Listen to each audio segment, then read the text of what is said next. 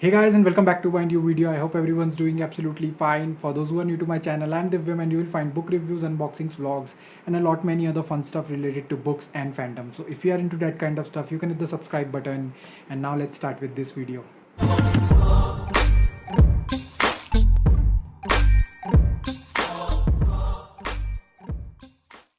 So you must have read the title of this video. So in this one I'll be reviewing The Palace of Illusions by Chitra Banerjee.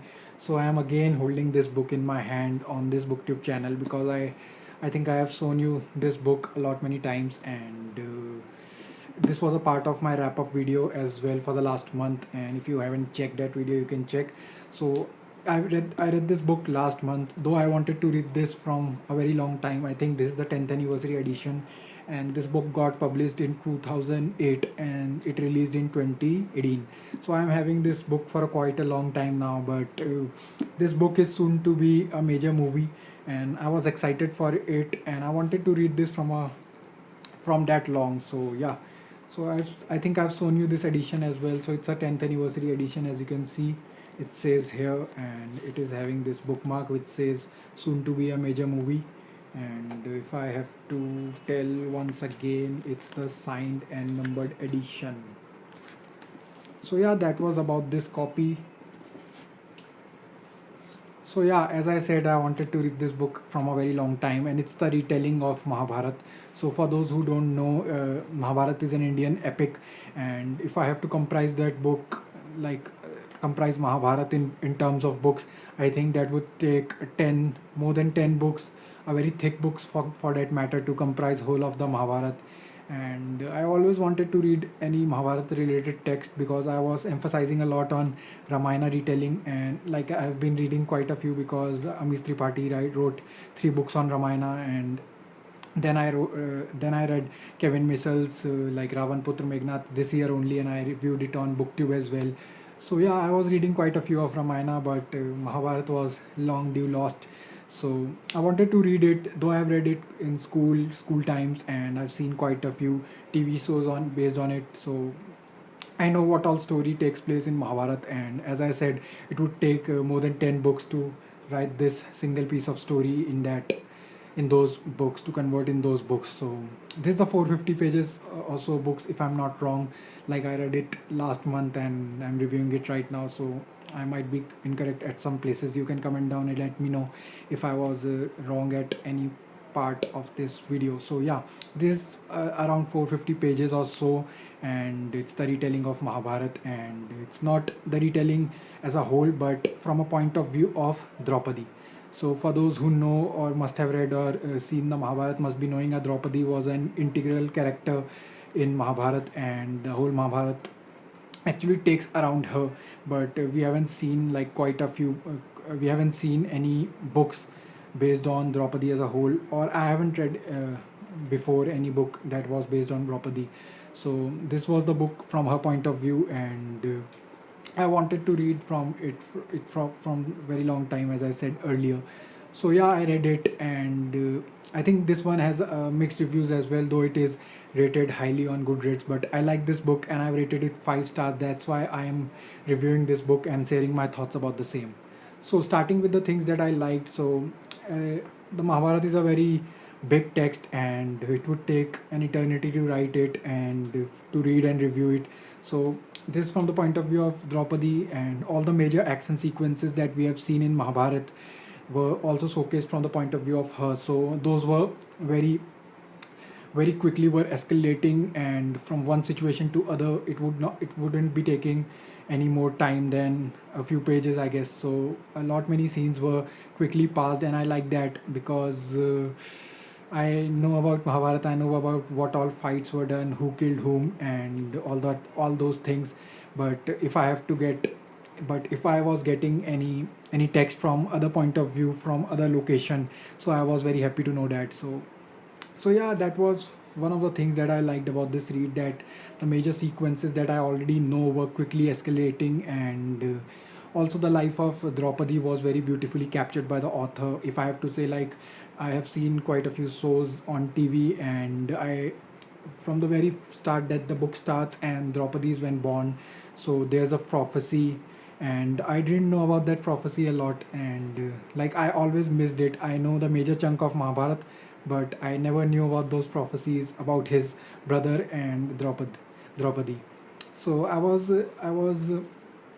glad I read this book and got to know about those things, though I know a few things would be fictional. And if I have to talk about this name, I think Palace of Illusions, if I'm not wrong, I think in the mid book it was told that the palace that they built, the Pandavas, the five brothers who are a part of this book and on whom the story takes place, those built their castle. So that castle was named like a Palace of Illusions in English, if I have to translate. So that was the reason why this book was named as Palace of Illusions, I believe so. If I'm wrong, you can point that out. So yeah, that was why the name is, and there were few of the other things that I liked as well. So Draupadi's relationship with two other characters was very different from like what I've heard or read in other books. So those two characters were Krishna. So with Krishna, the relationship was like of a friends, and if you want to, you can say they were very good friends. And Krishna was used to help Draupadi a lot in this book as well as in the real story of Mahabharata. So if you have read, you must be knowing the main text and the main things that happened and how Krishna helped Draupadi throughout. So that was the story I knew about. But the other character very that was very different from the point of view of author was that relationship of Draupadi and Karna. So these are the two characters, and in the real text, if I'm not wrong, Draupadi was like to despise Karna's character because he was a son of charioteer, and I think that was the story. And but in this book there was some other differences, and Draupadi is inclined towards Karna. So their relationship was very different from the real text, as I've said.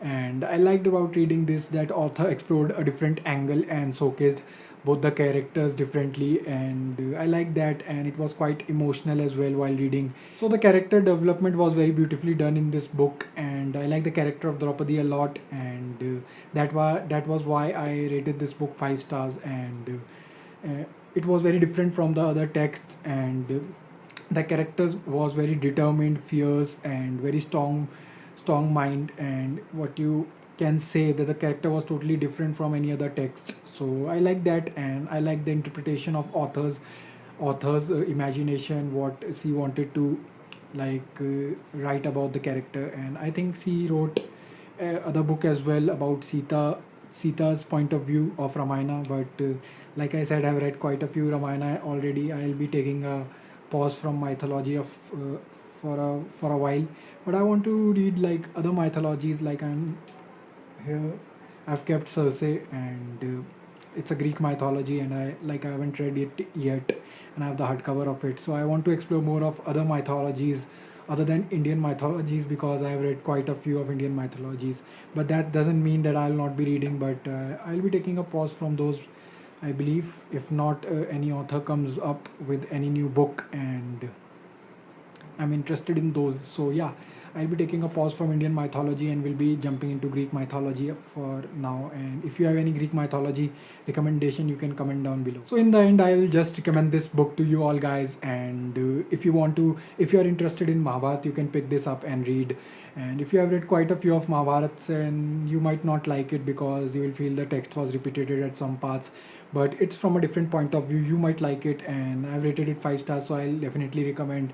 And I think I'll be missing quite a few pointers that I wanted to mention, but when I'm writing any review, much more comfortable, and I'm doing this review without any text or without any preparation. And I read this book last month, so I'll miss any few things in this review, so I'll be adding those in my Goodreads review. And I hope I do not procrastinate a lot now and update the same on there. And after this booktube upload, I'll be probably be sharing my review on Bookstagram. If you want, you can check my Instagram account. I post books related stuff over there, and you can wait for my next videos. And I think let's keep this video till here, and I rated it 5 stars, and we'll be meeting you in my next video.